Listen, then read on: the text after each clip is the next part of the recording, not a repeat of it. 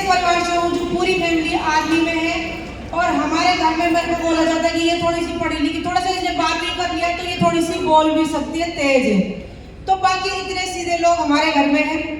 उसके बाद शादी के बाद सीधा मुझे चंडीगढ़ जाना हुआ, तो ऐसे लगता था कि इस शहर में लोग बसों में भी कैसे चढ़ते होंगे। मैं हमेशा ने किसी को बोलती थी कि लोग ना बस में कैसे जाते होंगे, मेरे को बस में चढ़ना भी नहीं आता था, ये मैं सच बोल रही हूँ।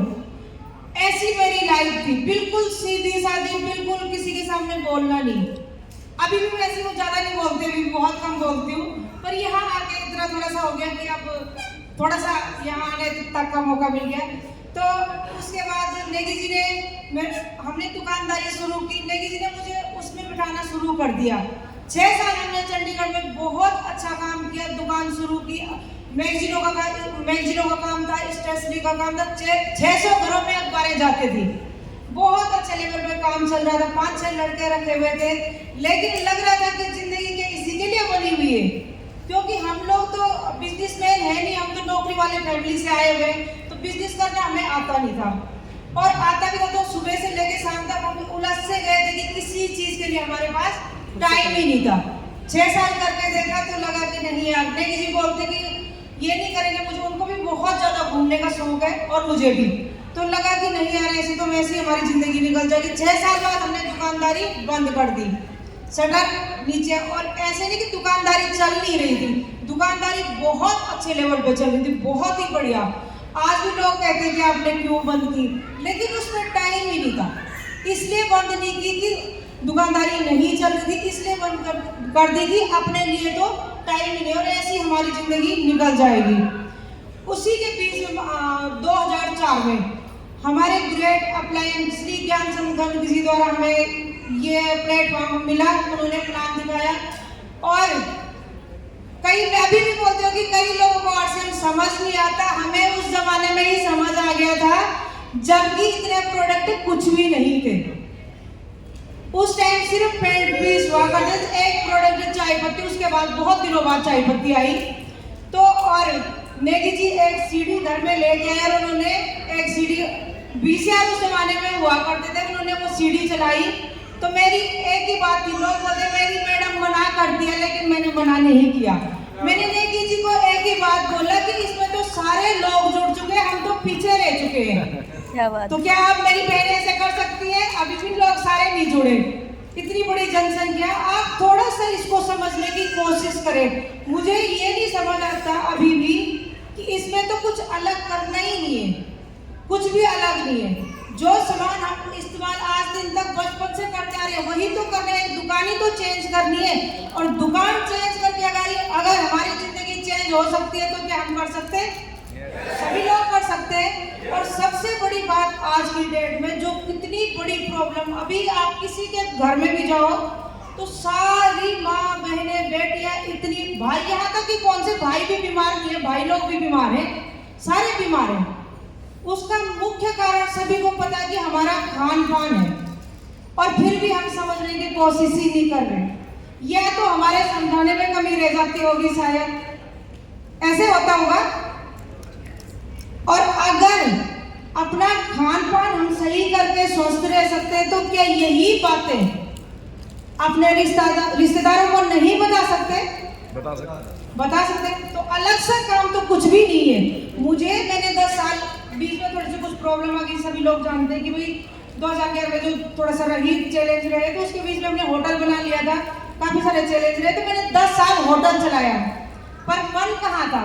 एक सेकंड के लिए भी मन होटल में नहीं लगा। क्यों नहीं लगा? कि जो दुनिया में, क्योंकि मैंने 5-6 साल पहले RCM अच्छी तरह से हम इसी में डूबे रहते थे, तो ये मुझे लगा कि बाहर की दुनिया, मुझे ऐसी मतलब मुझे बाहर की दुनिया का कुछ भी नहीं पता था। मैं एक ऐसी लेडी हूँ कि हमेशा से पहले चंडीगढ़ गई तो हमेशा नेगी जी के साथ रही दुकान पे, उसके बाद RCM में। उसके बाद जब मैंने बाहर निकल के देखा कि कैसी दुनिया है, तो मुझे बड़ा अच्छा नहीं लगा, क्योंकि मुझे तो सच बताऊं तो सबसे अच्छी दुनिया पता कौन सी लगती है? RCM की। क्या बात है? मैं अपने रिश्तेदारी में, मैं शादियों में भी जाती हूँ, अगर वहाँ RCM वाले नहीं होते तो मैं नेगी जी के साथ ही घूमती रहती हूँ। क्या बात है? मुझे समझ ही नहीं आता कि उनके साथ क्या बात करूँ। क्योंकि उनके विचार और हमारे विचार में बहुत ज़्यादा। और मैं धन्यवाद करना चाहती हूँ नेगी जी का कि शुरू से ही मीटिंगों में उन्होंने मुझे पहले दिन से ही ले जाना शुरू कर दिया, और उसी का नतीजा था कि मैं अपनी लाइफ में कभी भी इतने उतार चढ़ाव जिंदगी में रहे, मैं एक सेकंड के लिए भी कभी नेगेटिव नहीं होती। और हम वो लोग हैं कि जो इतनी बुरी परिस्थितियां जब थी कि लाखों का कर्जा हुआ करता था, तब भी चेहरे पे मुस्कान होती थी।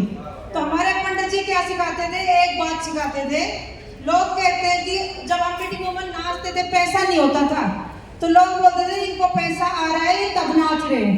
पंडित जी बोलते थे कि पहले आप नाचोगे पैसा तो तब आएगा, पहले आपने नाचना शुरू करना, हमेशा मुंह लटका के रखोगे तो कभी कुछ नहीं होगा। और परमात्मा कहते अभी पीसी सर जी की जो गुरुकुल की क्लास होती है वो 6:30 बजे, उसको हम कभी मिस नहीं करते। तो उन्होंने बड़ी अच्छी बात कहा था। उन्होंने एक एग्जाम्पल दिया कि दो आदमी थे, दो जेंट्स थे। तो उन्होंने बोला कि एक बंदा तो हमेशा परमात्मा को कोसता रहता था कि भाई आप ना मुझे कुछ नहीं दिया, मुझे कुछ नहीं दिया, मुझे कुछ नहीं दिया। और एक बंदा था कि जो हमेशा परमात्मा का धन्यवाद करता रहता था। वो परमात्मा को बोलता था कि परमात्मा अब मुझे देना बंद कर दो, क्योंकि अब बहुत ज्यादा हो चुका है, अब मैं इतना क्या करूंगा, इतना गुजारे लायक है, गुजारे से भी ज्यादा ही हो गया, आप ना मेरे को देना बंद कर दो और मेरी जगह किसी और को देना बंद कर दो। तो परमात्मा ने बोला कि जिस दिन तू धन्यवाद करना बंद कर देगा उस दिन मैं भी देना बंद कर दूंगा। और दूसरे को बोला कि जिस दिन तू रोना बंद कर देगा उस दिन मैं तेरे को देना शुरू कर दूंगा। तब जब तक तू रोता ही रहेगा, ब्लेमिंग एटीट्यूड होगा, तो मैं तब तक नहीं आपको कुछ दे सकता। तो ऐसे ही हमेशा धन्यवाद करें कि आज भी हम किसी सर का दिल से धन्यवाद करें कि उन्होंने हमें इतना अच्छा प्लेटफॉर्म दिया। और आज हजारों लोग इस अभियान में आके अपनी जिंदगियां बदल रहे हैं। हजारों लोग, हजारों ऐसी बहनें हैं कि जो मेरी तरह थी, जो पढ़े लिखे हैं, वो तो कुछ भी कर सकते, थोड़ा बहुत कर, फिर भी कुछ भी कर सकते, लेकिन फिर भी वो लाखों की इनकम तक नहीं पहुंच सकते। बल्कि मैं एक एग्जांपल देना चाहती हूँ कि मेरी बेटी की फ्रेंड है, उसकी मम्मी पीयू से टॉपर थी और मैं +2 पढ़ी लिखी। तो उस जमाने में, से बहुत साल पहले की बात है, तो वो अब उसकी मम्मी बोलती थी कि भाई मेरी बेटी को कि भाई हिमानी तेरी मम्मी तो मेरे से भी अच्छी, मैं टॉपर हूँ पीयू से, और आपकी मम्मी पढ़ी भी लिखी भी नहीं और उनको 40-50 हज़ार की इनकम घर बैठे मिल रही है। तो कितने लोग आपका एग्जाम्पल में से दे, कितनी अच्छी बात है, कितनों को अच्छा लगेगा। और जैसे गिफ्ट की बात आती है, मैडम ने कितनी अच्छी बात की कि अपने हस्बैंड को गिफ्ट दे। हमेशा ही हम अपने पापा, जब लड़कियां होती हैं तो पापा भाइयों के आगे हाथ फैलाते रहते हैं, जब शादी होती है तो फिर पति के आगे, बच्चे जॉब करने लगते हैं तो उनके आगे। क्या यही हमारी जिंदगी है? इससे बढ़कर हमारी जिंदगी नहीं है क्या? कि हम इस धरती पे इसलिए पैदा हुए कि दूसरों के आगे हाथ फैलाते रहे? नहीं ना। हमें भी परमात्मा ने इतना अच्छा दिमाग दिया हुआ है, सब कुछ दिया हुआ है, काम करने के लिए हाथ पैर दिए हुए, तो हम भी देने वाले बनने चाहिए। हमें भी हम भी देने वाले बने। और आज बड़ा अच्छा लगता है, कभी नहीं पूछते कि कितना खर्चा कर लिए। क्या बात है, कितनी अच्छी बात है ना। नहीं तो मैंने ये देखा कि एक लेडी, अभी हमारे एक पंचकुला में एक लेडी है, लेडी की स्थिति क्या है, सबके साथ नहीं हो सकता, लेकिन मैं बता रही हूँ कि एक लेडी, उसके हस्बैंड गवर्नमेंट जॉब में है और उसका बेटा अमेजोन में अच्छे पैकेज पे है, दूसरा बेटा दूसरी कंपनी में है। और वो लेडी आज से हमका 2000 का सामान लेने के लिए 10 बार सोच रही थी कि पति से पूछना पड़ेगा, बेटे से पूछना पड़ेगा। कि यही हमारी औकात है? कितना गलत है, सोचो। आप कभी सोचा आपने? तो ऐसा नहीं होना चाहिए। आज मेरा मन करे मैं किसी को गिफ्ट दूं, किसी को कुछ दूं, बच्चों को गिफ्ट दूं, बच्चे मुझे दे, मैं किसी को दूं, वो मुझे दे, मैं बाहर वालों को दूं, कोई पाबंदी नहीं। क्योंकि आज की डेट में वाकई में मुझे लगता है सच में, क्योंकि आज हम दोनों इतनी फ्रीडम पे हैं कि बेटी की शादी होगी, बेटा बहुत बड़े पोस्ट पर अच्छी उसमें मुंबई में है, और हम फ्रीडम वाली लाइफ जी रहे हैं। क्या आप भी जीना चाहते हो? पर ऐसे नहीं होगा कि मैंने बोल दिया आपकी फ्रीडम वाली लाइफ होगी।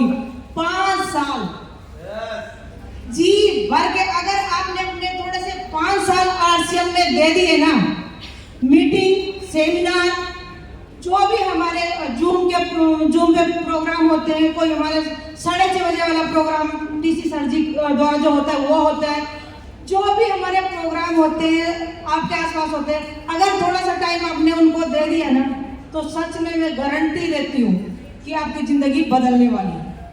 तो क्या बदलना चाहते हैं? सच में बदलना चाहते हैं? क्योंकि लेडीज मुझे लगता है कि ज्यादा ड्रीमर होती है। यस। जेंट्स को तो एक पैंट कमीज चाहिए, लेडीज को तो कितना कुछ चाहिए होता है, सब कुछ हमारे पास है की सोल में। जेंट्स हंस रहे हैं हमारे मन की बात कर रही है। परमात्मा ने डिजाइन ही ऐसे किया हुआ है उसको सुंदर दिखना। मैं बिल्कुल मेरे को ज्यादा शौक नहीं है, लेकिन आज से मेरा एज बढ़ रही है तो सुंदरता भी बढ़नी चाहिए, क्योंकि की सोल के प्रोडक्ट आगे। क्या बात है। 50 साल की उम्र में मैं इतनी एनर्जेटिक फील कर रही हूँ। मैं बोल रही हूँ कि शायद 20 साल की लड़की मेरे जितना काम नहीं कर सकती। मैं गारंटी देती हूँ। बहुत तो ये क्या है? कमाल। मैं सच बोल रही हूँ, पर मेरे होने से क्या होता है, मैं चाहती हूँ कि मेरी सारी बहनें ऐसी हों। मैं सबको ऐसा देखना चाहती हूँ। तो क्या आप मिलके हम सब कुछ बड़ा कर सकते हैं? बिल्कुल कर सकते हैं। और उसके लिए आपको तेजस बुनियाद जो भी आप नए साथी को ज्वाइन कराएं, क्योंकि क्या होता है कि उनको प्रॉपर जानकारी नहीं मिल पाती। जब तक प्रोडक्ट की जानकारी नहीं होगी, तो जब तक मैंने ही नहीं कोई चीज को टेस्ट किया, मैं आगे कैसे बताऊंगी? लोग मेरे को होटल पे बोलते थे कि बोलते मैडम मैं बोलती ये गारंटी है इस चीज की, तेल की ये गारंटी, मैं बोलती इतने पराठे खा लो आप, गैस बन जाए तो मैं आपके पैसे वापस कर दूंगी। तो लोग बोलते हैं आपको ऐसे इतना कॉन्फिडेंस, मैं कहा इतने सालों से यूज कर रहे हैं, जब यूज करेंगे तभी कॉन्फिडेंस आएगा। सामान की तो मैं लोगों को स्टाम्प पेपर पे देने के लिए तैयार हो जाती थी कि लिख के ले लो आप इस चीज की इतनी गारंटी, कि आप में है इतना विश्वास, तो फिर तो काम चलने वाला है। ठीक है, उसके लिए आप इस तरह के जो प्रोग्राम होते हैं, यूएलपी प्रोग्राम होते हैं, ठीक है, उसके लिए और जो तेजस के होते हैं, मीटिंग सेमिनारों से जोड़ना, और तभी आपका कुछ बड़ा हो सकता है। इससे पहले कुछ नहीं बड़ा हो सकता। अगर हम कंफर्ट जोन में रहेंगे तो कुछ भी बड़ा नहीं कर सकते। आपने देखा होगा जितने लोग भी इतने अमीर इतने बड़े हुए, उन्होंने क्या ऐसे हो गया कि चलते फिरते जीरो से शुरू किया, अपने आप को घिसा है। हमने भी घिसा है। 5 साल तक हमने, लोग बोलते हैं छोटे बच्चे, जिसका लक्ष्य बड़ा होता है उसको न छोटे बच्चे दिखते हैं, न बड़े दिखते हैं, न कुछ दिखता है, उसको क्या दिखता है? लक्ष्य दिखता है कि मुझे कहाँ तक पहुंचना है। जब ये आपके दिमाग में हो जाएगा ना, तो आप कुछ भी कर सकते हो। मेरे जैसे कर सकते हैं, पढ़ी लिखी नहीं हूँ, इतना कुछ नहीं हूँ, लेकिन चंडीगढ़ जैसे शहर में काम किया, होटल पे काम किया, सब कुछ किया। अब आरसीएम में तो आपको पता ही है कि चलो आरसीएम तो करने ही कुछ नहीं होता ना, ये तो सामान्य इधर उधर वही है कि अच्छी चीज को प्रमोट करना होता है। तो इसी के साथ और सर का धन्यवाद करती हूँ बहुत बहुत, चौहान जी का, उन्होंने मौका दिया। बहुत बहुत शुक्रिया आप सभी का, आपने इतनी देर तक मुझे सुना। धन्यवाद।